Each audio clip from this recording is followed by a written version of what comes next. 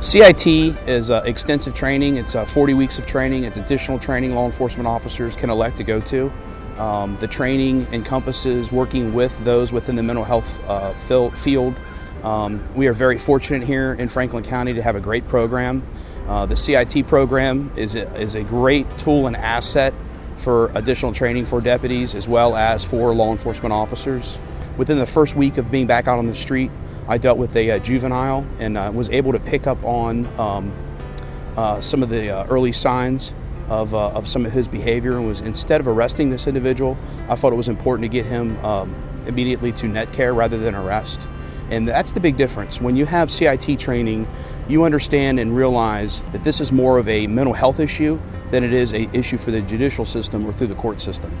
Lots of times we see those individuals that succumb to addictive behavior also developing and or going right into having mental health issues.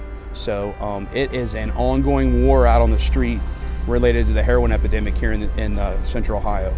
The Sheriff's Office has been on the forefront of that fight, working with our partners in various programs and entities associated with public health as well as mental health. CIT training is very much a benefit related to the ongoing heroin epidemic that we're dealing with and facing here in Central Ohio. So the partnership with Adam H has been excellent between the Sheriff's Office and the Adam H Board.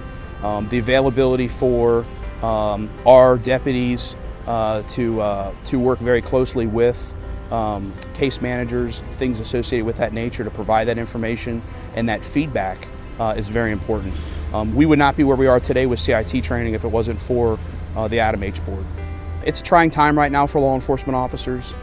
Having CIT training available for deputies and officers to attend is very crucial. Being able to identify the need to get